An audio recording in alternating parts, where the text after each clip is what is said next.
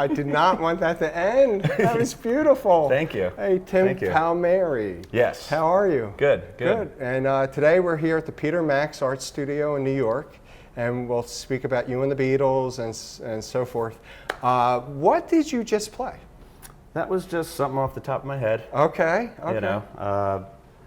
It's a lot of pressure to just play a song, and looking at all this art, I just sort of wanted to see what it would do. Inspire. Yeah. Well, it certainly did. I heard all types of jazz, to blues, to like a country almost in there. You've got it all. Yeah. And you're still a very young man. I appreciate that. Okay. Well, yeah, I mean, life expectancy is going way up, so I guess I am. Yeah, you sure are. You look good today. You look good. Thanks. So you're with currently Kung Fu. Yep. Correct? Yeah. And how long have you been with Kung Fu for? Kung Fu's been around for like 6 years now. Okay. Pretty much all out of Connecticut. Okay. And but I've played with the guys in various projects beforehand, so this is sort of like a super group coming together. Oh, wow. I've been playing with Adrian, the drummer, the longest. We actually grew up together in East Haven since, I guess I met him in 1994 now. Okay. So it's been a long while playing with him. Yeah. So he's like the other half of my brain. Sure, absolutely, yeah. And then the other members in Kung Fu, they're from different bands? Different bands, yeah. The bassist was also, he ended up joining one of my bands, The Breakfast, in 2008. Okay. And then I've toured with the keyboardist a bunch. He was in a band called Rack out of Vermont. So we would travel a lot and hang out and jam. And then Rob Somerville, our saxophonist, is from Deep Banana Blackout, and they're out of Connecticut as well. Oh, yeah, big name. Yeah. So it's great how it all worked out, and we've come together now to make fusion. Yeah, and your band does what you just did, but as a collective. Yeah. Well, stylistically, we're a little more focused because I love it all. Like, I love every genre out there and try to take, all the best from each genre. But Kung Fu has a very defined musical vision. So it's technical, but it's got to be funky. And it's got to be ballsy and rock and roll. You got to mean it. It's not too much, although it's mental. We try to, you practice the mental in the practice studio, but let go, let loose, Right. Free form. Yeah, more or play less. from the gut a little bit, Yeah. I mean, there is form there as far as heads, melodies, but when it comes to just the attitude, it's a little more visceral. Okay. Yeah. Okay. And it's just a lot of improvisation off the cuff over changes. Over changes, yeah. We're primarily instrumental, so it's. Although you're a pretty great singer. Well, I appreciate that. Yeah, I've heard you on Dig is one of the songs on YouTube. Yeah. And it's just amazing. Have you sung with Kung Fu? A little bit, here and there. Okay. Yeah, Rob is more of our lead vocalist. Okay. And other people have been stepping up. I sing enough in the other bands. Let them sing. Okay. So you're with other bands when you're not with Kung Fu. But how much do you tour with Kung Fu? Kung Fu is the main project right now. So this year we're looking at 100 dates, maybe a little bit over. Okay. So this has been a busy year. Okay. And you're considered what people would call a jam band, more or less? Yeah, jam band gets thrown around a bunch. To me, jam band describes the audience more than the bands because it's so all over the place. You could have a bluegrass jam band and a funk jam band. And, right. Sure. Sure. It varies. I think they're more sophisticated listeners Absolutely. Yeah, That's testament to the genres. You go to a jam band festival, they're covering the spread there. Right. And everyone's dialed in still. Like, I'm ready for the late night electronica. And, I want to hear acoustic 3 in the morning. singer-songwriter in the morning. Right, yeah. So, right. they're definitely music lovers. Yeah. Do you find yourself touring with the same group of bands like Mo and Deep Banana Blackout and Humphreys McGee? Yeah, we have. Yeah, I'm always happy to share the stage with those guys. So you're on that circuit more or less? Yes. Okay. Well, it's like, we'll pair up with bands when it makes business sense, or open up for bands when we're ready for that, or we'll just headline depending on the market and the timing. Okay. Because every band's doing their thing, and especially like Mo and Humphreys, they're all family men now. Yeah, so, that's beautiful. Which we are as well. We have like 10 kids to our name in Kung Fu. So just trying to keep that balance. Yeah, it's tough on the road, isn't it? Yeah, it is. Yeah. Are you enjoying it? I am. Yeah. Very much so. Good for you. Good for you. I have a 6-month-old baby girl. Ah, God bless you. So, baby girl? Baby girl. Oh my gosh. Yeah. Oh. So she's already listened to all the Beatles tunes and slowly absorbing. Playing anything yet, is she? No. Okay. No, the rattle. The rattle, mean rattle. Right, keeps a beat. Keeps a beat. That's where Bought it her starts. a xylophone, little kind of deal, just a C major scale, but she loves the sound of it. It's so bright, and you hit it, eyes light up. I have 2 girls, and I just love little girls. They're so innocent and just open and fun. It's just fun. Absolutely. Yeah, it breaks your heart when you leave to go on the road. Yes. Yeah, it's pretty tough. Yeah, it's pretty tough. Yeah, and the more her personality develops, it's going to be even more tough. Right. It's almost easier when it's a newborn on that level. Yeah. Although my wife would disagree. Well, I do know some artists take their kids on the road with them too. I would love to do that at some point. Yeah, I'm sure you It's can. nice to see the country and do fun things. Right, so summers and so forth. If I can share it, sure. Yeah. Now the name Kung Fu means what? It means excellence in anything. So it's not just karate. It's not just karate. Like if you're a great chef, you're practicing Kung Fu in the culinary arts. Okay. Yeah, it's just achieving excellence in one's field. Okay. Who came up with that name? I think Todd, our keyboardist, did. Oh, cool. Yeah. Okay. And you're always growing, trying to achieve excellence, I'm sure. Absolutely. Yeah. Now, you were with The Breakfast also, that band. Yep. Are you still with them?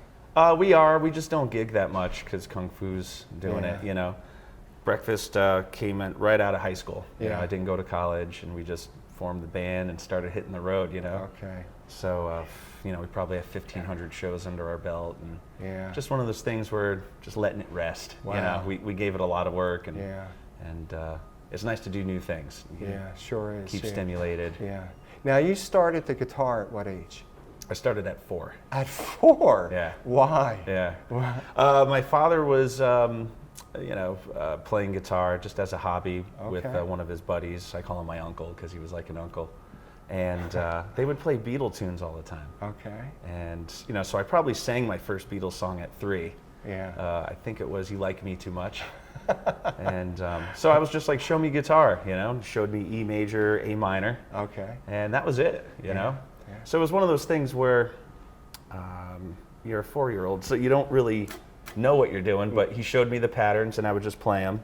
And it was like, I would look forward to playing every day, but it's for 5 minutes because you have the attention span of a 4-year-old. So it's like, oh, I can't wait to play guitar. You do it for 5 minutes. That's enough. Put it down, play ball. Yeah, it seems like 5 hours to 5 minutes. But, doing that every day, it's, it's practice. It's a routine. Mm-hmm. So I learned the blues. I was able to play the blues at my kindergarten recital. Oh my gosh.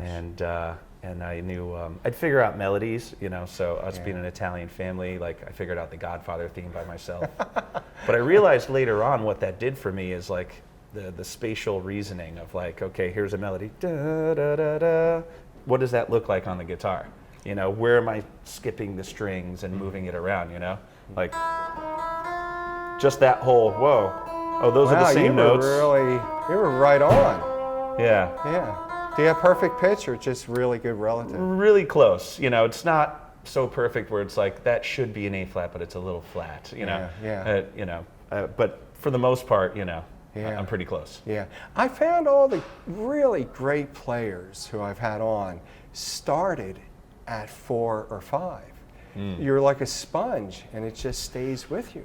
That's the thing, you know? Yeah. I mean, Mozart was, you know, an anomaly, writing compositions that young. But yeah, I mean, even if it's, you know, you don't want to force it, but expose them to it, you know? And then you see what your kid has an inclination towards, like, whether sports, it's, sports, art, drawing, you know, anything. Where some, like Jocko, was sports and music, which is an odd combination. Yeah. Did you ever take any formal instruction? I did when I was 7 and 8. Okay. A player named Joe Teneri, who lived right around the corner from me, ended up teaching my father's brother, my uncle, in the 50s. So I ended up using his original Mel Bay books. And so that was neat, you know, keeping it in the family. Right. And he was great. He taught me how to read music. He taught me some theory, chord family stuff. We read out of some books called Jazz for Juniors, Jazz for Seniors. I learned Stairway. You know, I learned Boogie Woogie. He was really good at Boogie Woogie. So I knew blues at a young age. You know, I was able to do Johnny B. Good at like 6 or 7. Wow. I grew up on my father's record collection, so sort of started out with like surf rock, like the Ventures, all Dwayne Eddy, heavy. Right. Pipeline, Like, Pipeline, Perfidia, Apache, right. Sleepwalk. Sleepwalk, Yeah, that beautiful. was essential. Right, sure.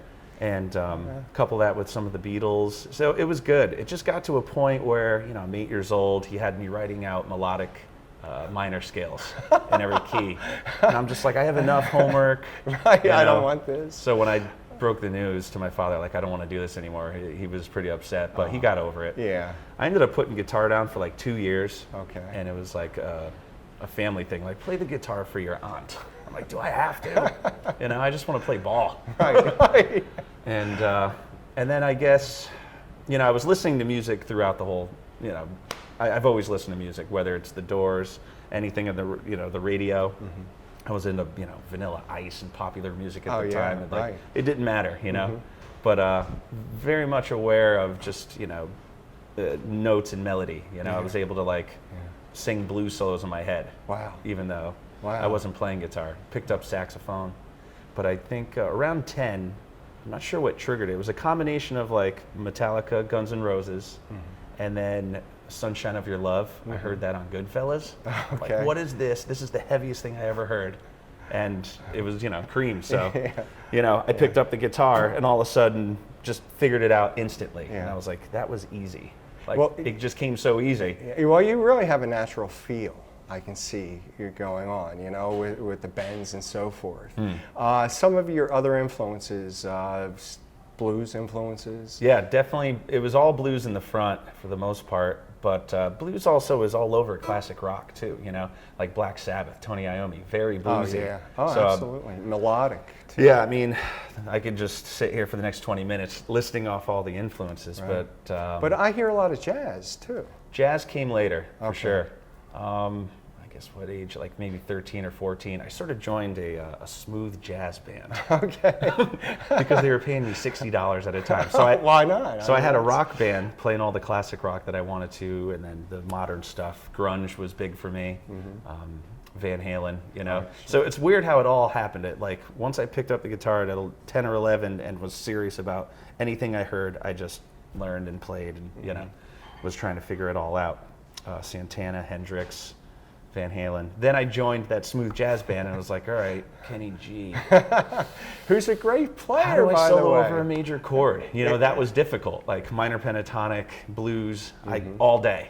Right. But then, major. Like, how do I make it work? You know, I just had no clue. Yeah. So it was challenging. I took everything as a challenge. So you taught yourself at that point? Yes, Okay. yeah. Everything was self-taught, you know. I've noticed in the intro and also on YouTube, you have a lot of great jazz voicings going on, which is something most players are taught. So you did mention that you were taught the voicings in the beginning, but there's thousands. So what did you do to expand on that?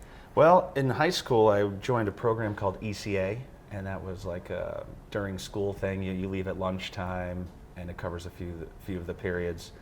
And I had a good teacher there, George Raccio. Okay. And so I only did that for 1 year, but that was valuable for the jazz. You know, real book, Yeah. You know, just learning some of that vocab and whatnot. You do a lot of fourths, also fourths and fifths voicings. Yeah. I see that. Mike Stern helped me out with that big Yeah, time. yeah, great player. Can You you know. demonstrate just a few? Do you mind? Sure. Don't mean to put you on the spot. No, that's okay. There's a song that he did with Miles Davis called Fat Time. It's Okay. off the Man with the Horn record. And he did a lick. Well, first off, he did a lick that was like a little bit out and melodic minor. He went, it's in C. It's like a funk tune.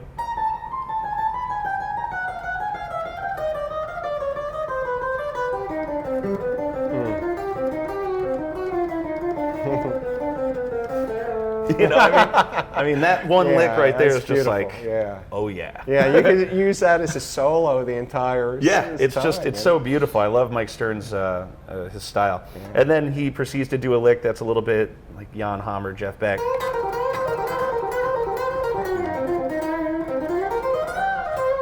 Then he goes,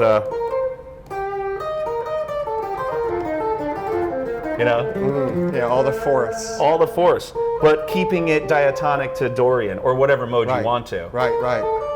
And the beautiful thing about it is like you think about it directionally, like going up, right, and then down. Right. So you could do any combo, down, or just all up. Mix them up. and it works. Or together Yeah, as double stops. yeah. Yeah, it's beautiful. I know Joe DiOrio is really big into that. I don't know if you listen to Joe at all. Actually, somebody turned me on to him recently. I don't have any of his licks under my fingers, but I'm Yeah. like, one of these days. Yeah, My he's- practice list just grows every day. Right. We were talking about YouTube and Yeah. you know all the stuff to practice. You know, I'm a student for life. Yeah, I love the for guitar. sure. I love music. You know, I want to take a trick from anyone, Yeah. anywhere, somehow. You know, Yeah. no matter what it is.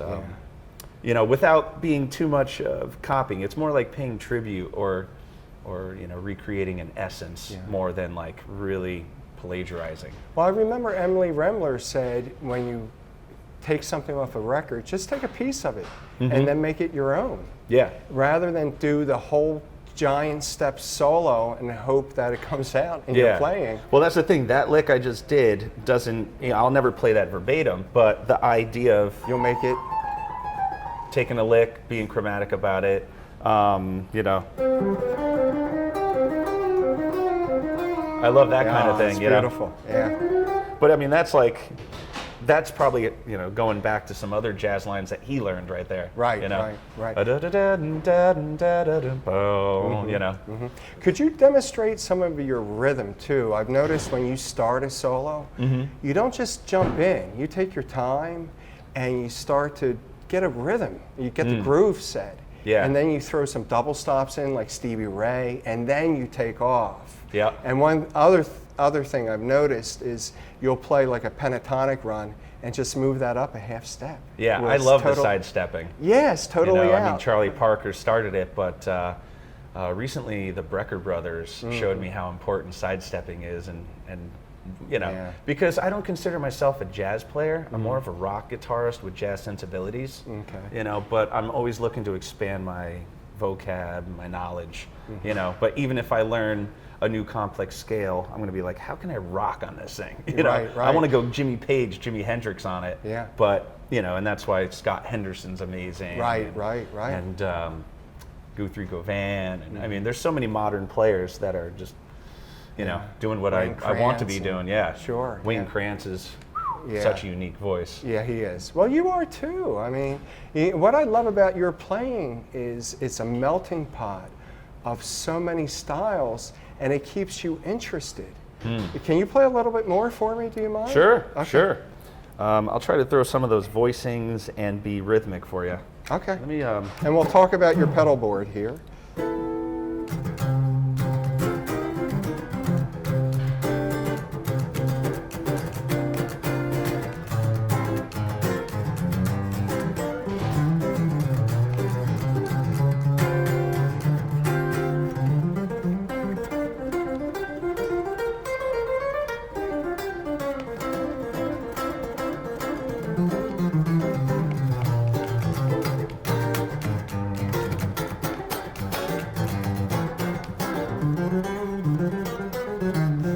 There you go.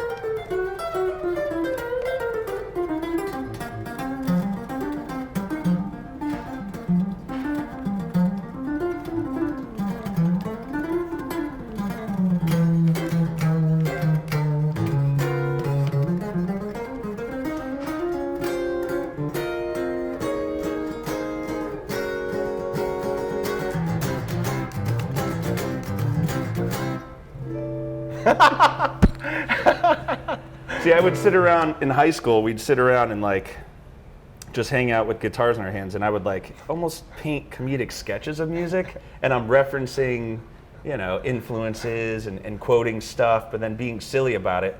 But it's all entertaining at the same time. It's musical, it's entertaining, which is why I like Frank Zappa a lot. You know? Right. It's just like, what do I feel like doing? Let's just follow my paintbrush, you know, which is, you know. Yeah. And it's funny with Frank. I remember reading Tommy Tedesco. Do you remember Tommy? I've heard the name. Big studio guitar player. Yeah. And he was to meet Frank to do a studio session, and he had no respect for Frank at all. So he showed up in an Indian outfit, like very disrespectful. And he said, "Oh my God, I made the biggest mistake. This guy's one of the greatest players and musicians I ever met. I knew nothing about him." Did Frank like it or not? I never heard about that, you know. So because I would think he might dig it. Yeah, he probably. might see it immediately and be like, "Here, I got some. Let me write something. Hold on, That's sit right. there. You know, here, play that. Yeah. That's your song." You know, it's funny. You're not the only guest to reference Frank Zappa. So, and to me, that's a lost name in many ways, aside from Dweezil doing Zappa Plays Zappa. But, yeah. Eclectic taste, you know, and sometimes the humor can rub people the wrong way. Sometimes it's just silly, but sometimes it could be not sexist per se, but you know what I mean? He's like making fun of society, but then they think that's him. Yeah. Where he's just a reflection of, you know, of them, of what's going on, and like pointing out its idiocy. Yeah, right. But yeah, some people don't want that in their music. But still, I mean, his catalog is so vast. You could find the serious, you know, you could weed out that stuff, and then it's brilliant. I mean, who else is going to reinvent minor pentatonics? Every guitar player out there learns a minor pentatonic scale. But when you learn his music, you're like, I didn't know there was a new way to play it. That's right. You know, some licks like.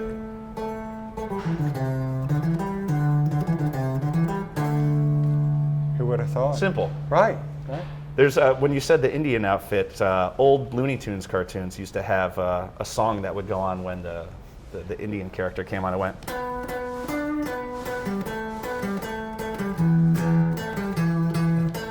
Which is heavy.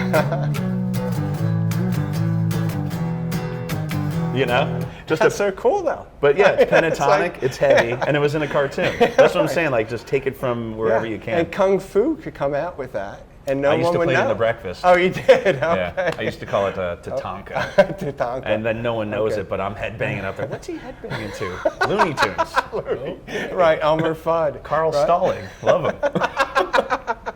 That's beautiful. That's your 4-year-old background coming out, right? Yeah. Really. I call it ADD jukebox. When I get in that zone of just like my inner thought, just stream of consciousness. What's happening? I don't know. Yeah. You just it's do always it. fun. You just do it. You're in that zone. Yeah. Do you sit down and think about, geez, I'm actually going to be using a harmonic minor scale right now, or while you just I'm gigging? come out? Yeah. While on stage. It depends. It depends, like if, see Kung Fu, I'm so familiar with the music, like I don't have to think as much per se. But if I had to be on a jazz gig with some new chords and thinking a little bit more, you know, I'd probably like, okay, let me use this. But, you know, I don't want it to sound so, you know, prepared or whatever. It's got to, you know, hopefully I've shed enough in the practice room, the scale, and done my sequences to vary it up so it doesn't sound like a scale, you know? You know what I liked, what you just did? You did a lot of bass lines, and you had a melody with that bass line, or a rhythm, I should say otherwise, which really drove the song and kept it like two guitars almost. Yeah. Well, that started early. I mean, my teacher, Joe Teneri, is from an older school, so like Chet Atkins, Joe Pass, but even Carl Perkins. Like I grew up watching the Carl Perkins and Friends concert on HBO in 1982. Okay. And he does some song where it's just that, you know.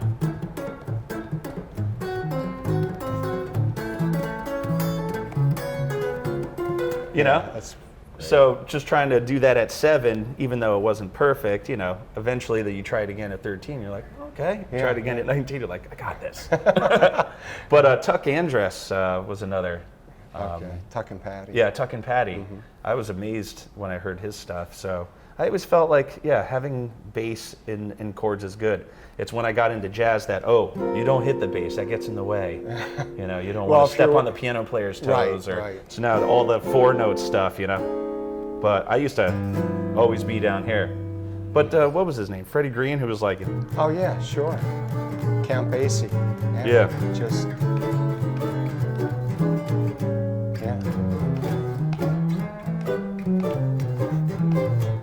That's an art. Yeah, I love that and stuff. And that's a lost art. It is. Comping with bass lines. It is. Yeah, because everyone wants to solo. Nobody wants to back anybody up, and you're doing both of it. Yeah. Do you play bass also? I do. You do? Drums, piano, bass, sax, trumpet. And wow. I think that's it. Are you proficient on all? Drums and piano, maybe. Mm-hmm. Well, obviously bass because it's a stringed instrument, but I guess, you know, drums or piano would be the close second, you know. Okay. Like piano I don't practice at all, but, you know, when I sit down, anything that I play on the guitar, I could sort of apply. Yeah. You know. You just have that musical mind. Yeah. I take it. I think it's that spatial reasoning, whatever sound is equal to visually, you know, whether it's a step on a keyboard or a step here, you know, like you know, those weird drums that might have like a set scale. Once you figure that out, then it's like, okay, I know where to go. Okay. You know, steel drums or something. I don't know. Yeah, the guitar can be an enigma, this big puzzle to so many people. And it's not like a piano where you just visualize it, you learn a scale, and you have it. Yeah. On the guitar, it's different. You move from here to here to here to here. It changes, right? All the time. It's interesting. I love questioning things to really know why things are the way they are. Why do we have 12 notes? And what's the major scale? And why, you know, who made the guitar this way? But I'm glad they did. Yeah. Because it's awesome. But yeah, I mean, some people are like, guitar's easy, it's the same pattern, you just move it up and down. But it's also got its quirks. Yeah. So to that person, I say choose your own axe. That's you right. Know what I mean? Or your own saxophone suffering. player has his issues, and you know, it's Right. like, oh, yours is so much easier to carry. Like a piccolo, right? Yeah, or, I'm not going to help you with your tuba. I'm sorry. Choose your own axe. Right. Accordion, right? Yeah. Tell me about your pedal board, if you will. Well, I put this together right before our tour with Lotus and Galactic. Okay, and it's an arsenal. Yeah, I love pedals. I just need something a little more solid to hold them. You know, I have some zip ties in there just in case it You're opens running up. out of room. Yeah. But, you know, I run it through a tuner. Okay. And then that goes into the tremolo. I got a nice little psychedelic sound here. I like it because it's a hard cut instead of a softer, like, you know, like tremolos on amps. Right. This one's just, it cuts. Okay. You know? More treble, I guess. Okay. Got my Qtron, so you got your Jerry Garcia. That's too cool. It's almost like a touch wah. Yeah. And that's a TC Electronics, distortion? You just... Emma Electronic, discombobulator. Oh, I'm sorry. Oh, for the Qtron. Okay. Yeah. Distortion, TC Electronic, Nova Drive. I like it because the gain stages. Clean, crunch, more crunch, shred. Oh, wow. I keep the compressor on all the time because I like it just to smooth out the bottom and the top. Okay. You know, and boost the signal. But I don't want it to be like, oh, he's using compression. Like, you should be able to get sustain from your fingers and, you know, dialing into the amp. You want to hear the guitar and yourself. Yeah, and that's the thing. It starts squashing volume. Like, I want to hit it soft, and I want it to be soft, and then I want to, you know. When you want it. That's the thing. When Pete Townsend rips into an SG, nothing is squashing that signal. Right. It's pushing, you know. And so I like that kind of power. Okay. And we have a harmonist pedal here. So you do. That's kind of like for electronica, which, you know, this is like my tribute to Eddie Van Halen. He did a song called Cathedral. Okay. You know, or I don't know. Actually, I don't remember it. But it was the same idea, which he probably got it from David Gilmour, who probably got it from Les Paul. You know, so it's like all we do is borrow, and then hopefully adapt to We do. to our voice. You know, speaking about Frank Zappa, he said that. He said it's all been done. We just play the same crap. And he said another word in the magazine, but we're on TV. So yeah, we're on TV. And you have a delay? I have two delays. Two delays. Why? One is sort of like the subtle soupiness. I noticed it depends on what guitar players, but a lot of them, Steve Morse, David Gilmour, Joe Satch, people like that, they just have this general delay behind it. I don't use it all the time, especially in funk, because then I want to be precision, And then this is like my spaceship pedal, so I could do that kind of stuff, or, dive bombs, right? That's let's explore. That's, paint. Paint with the pedal. See, the thing is, you need to play the pedal, it shouldn't just be the pedal right. plays You use them musically. Yes. In a musical way, whereas some people just get pedals and that's it. You know? Yeah. So I love the functions. And it's like I'll turn every knob from 0 to 10 to figure out what are the sweet spots. What can this do? You know? The guitar as well. Like when I bought this, I compared it to 6 other guitars of the same kind. Wow. Every knob, everything, which one is the best, It responds differently. It seems like Strats are a very popular, well-rounded guitar. They are. Yeah. Yeah, I mean, I started out in acoustic, which was good for the chops, and I played on a PV Patriot, and I did very well on that. Oh my God. But when I played a real guitar, heavy. And the frets were so tiny, so once again, it worked out my hand where I got on my first Strat at 12. I was blown away. It was a Floyd Rose tremolo one. Right. And I'd flip on a switch and just be like, sounds just like Hendrix, and then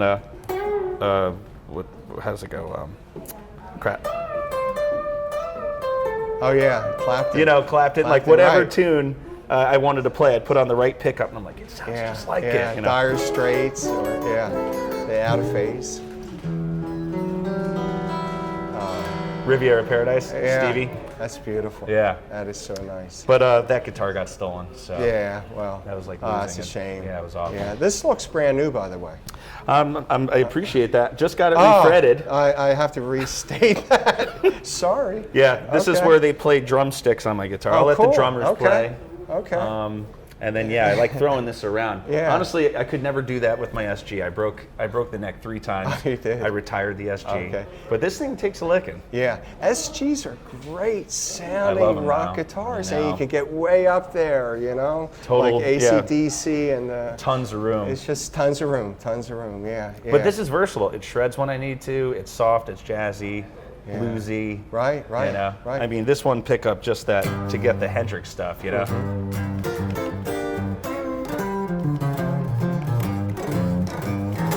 Yeah, that's what I love about your playing. You throw all those double stops in at the same time. And I was watching your right hand. People don't put enough emphasis on the right hand.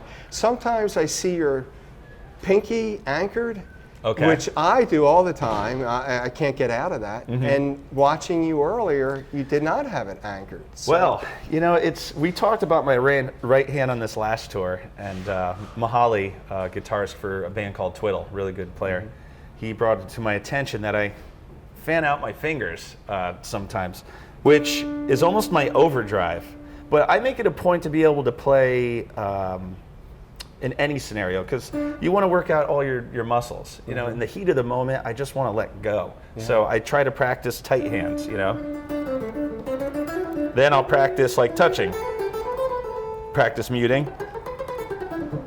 Practice way off. Wow. It's like, do it all. See. And hybrid too. And then, Yeah, that's so cool. It's that chicken picking. Yeah.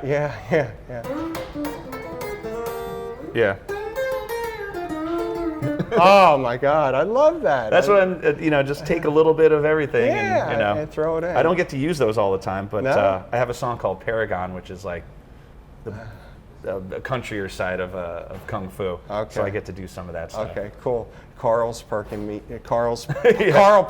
meets Kung Fu Kung. Meets John McLaughlin. Right. Beatles, A to Z. Yes. Okay, what's that about? Beatles A to Z started out as a challenge. Me and my buddy just sitting around playing Beatles, and I was like, I think I know every song. Like, call out anything.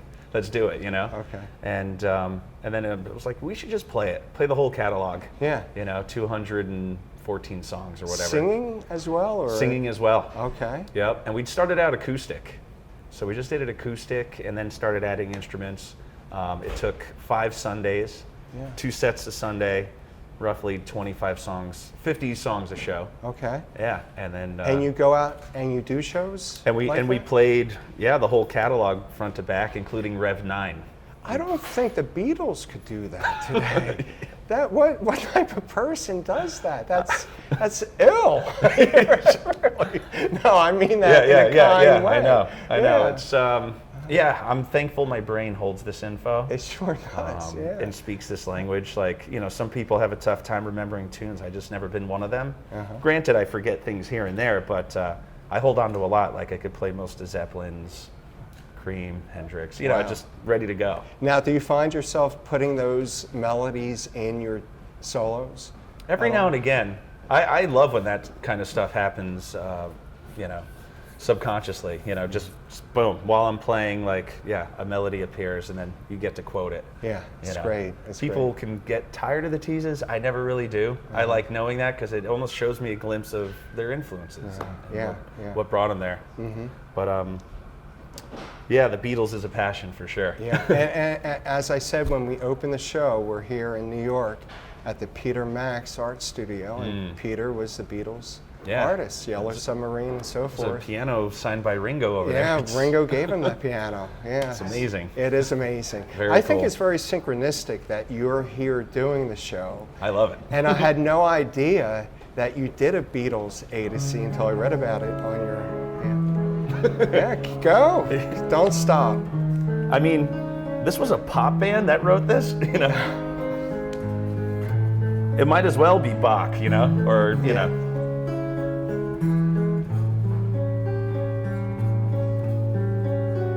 It's amazing, That's beautiful.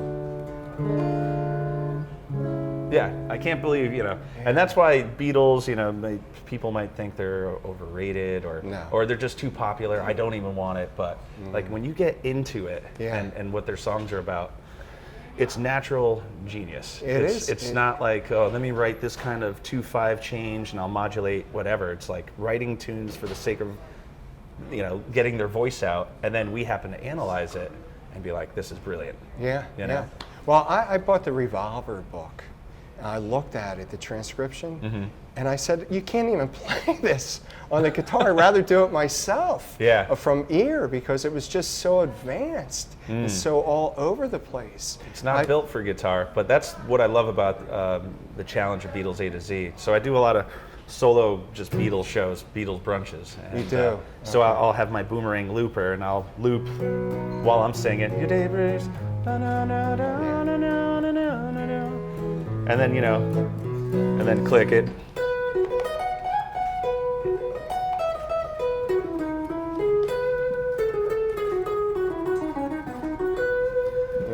George Martin soloing in my life,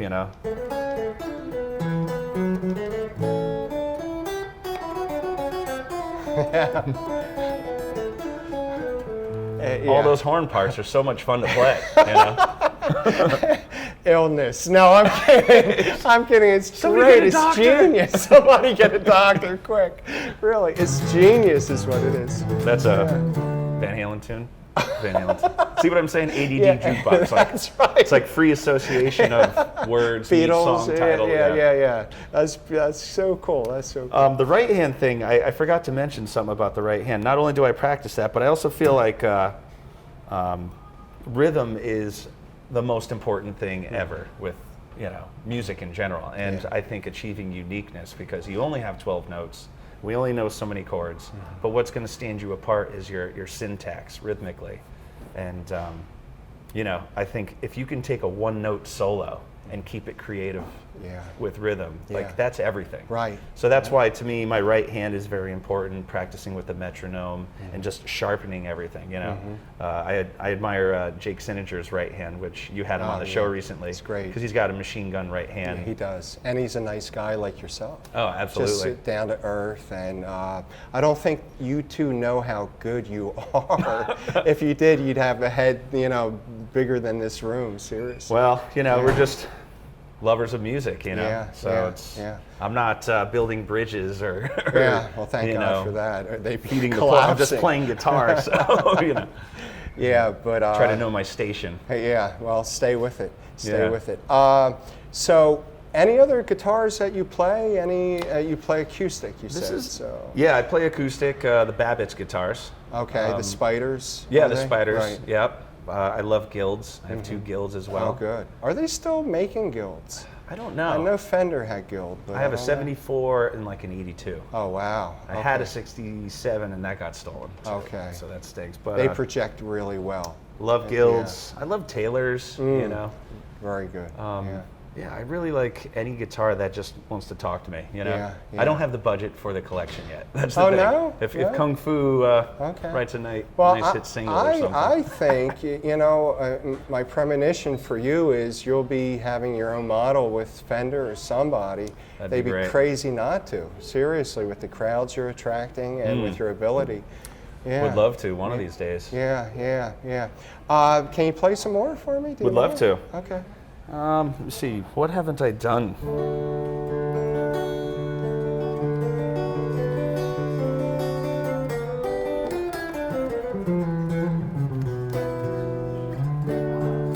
Let's go a little distortion again.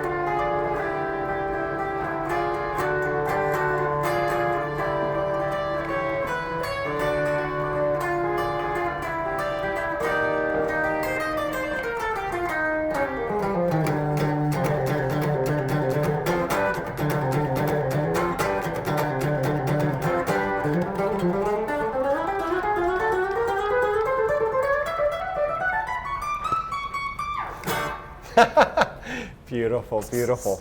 Where do you find yourself going after this? I don't know. There's a lot I want to do. Definitely want to record more. I've been such a gigging animal that I'd like to just write and record more. Okay. So I'm looking to do that now that I have a baby girl and need to be home a little bit. I think that's going to help ground me a tiny bit. Yeah. And just keep writing, playing with Kung Fu. Do some other passions. I love teaching. Oh, you do? Yeah, teaching is a lot of fun. Do you have any materials out there with anybody or just you? I don't. I've been thinking about it. Okay. As I teach, I find that I'm teaching a lot of the same things and I get to refine my method, which is, obviously borrowing from teachers that I had or what I've read. But, one of these days. Do you have private students that come I do. here? You do? Yeah, I have private students. Some they range, adults and kids. The oldest person I ever taught was 82, and that was interesting. And then I've taught a 6 or 7 year old. Yeah. It's tough. When I was 6 or 7 and my father was looking for a teacher, he reached out to a bunch of people who didn't take me seriously. Like, he's too young, or you know. Then I'd show up and then I'd play Johnny Be Good behind my head for them and show them blues, and then play, you know, something else, and they're just laughing. I can't teach him. He's too good. But Joe Teneri took me seriously, and I thank him for it. Yeah, thank God. Is he alive today? He's still alive. Oh, good. Still lives where, you know, he taught me right around the corner from my parents. Does he come out to see you play? No, but every now and again I'll see him. Okay. He actually played my one of my best friend's wedding. Oh, and I was blown away. So Really? we got to jam. Really, that is so cool. Yeah. And you must be a calling card for him. Hey, I taught Tim Palmieri, you know. So. Maybe. Yeah, definitely. Tim, it's been my honor. Is there anything that you'd like to talk about? Your website is www.timpalmieri.com. Okay. I should update it more. Okay. But okay. you know, you could find like my non-kung fu stuff on that website. Other than that, kungfumusic.com. And you know, Facebook is sort of like the easiest way to promote now. Which, man, if we only had that before, you know, it's such an incredible help to musicians getting out. Social media in general, YouTube, you know, this is going to be awesome. Yeah. Well, thank you. Yeah, I appreciate you having me. Yeah, I'm always into talking guitar. It's my honor, man. You can really play. Play out a little bit, if you will. Sure. Okay.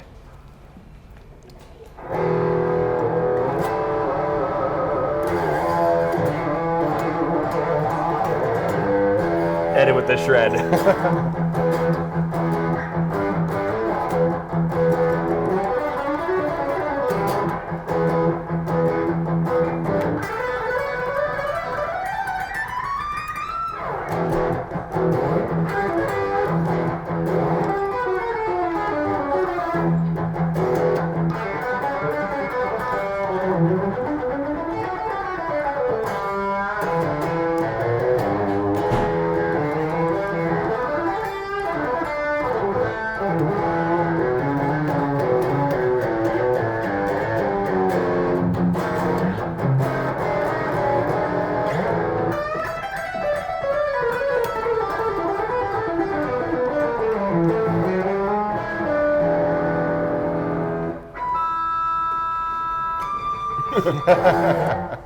I'm quitting my job now. It plays itself. I don't even have to. Just pulling notes from it. I'm like, what do you feel like saying today, guitar? I don't. You're like asleep, right? Yeah. You just shut off and the guitar does the talking. Tim. Yeah. Thank you, Tim. My pleasure. Thanks.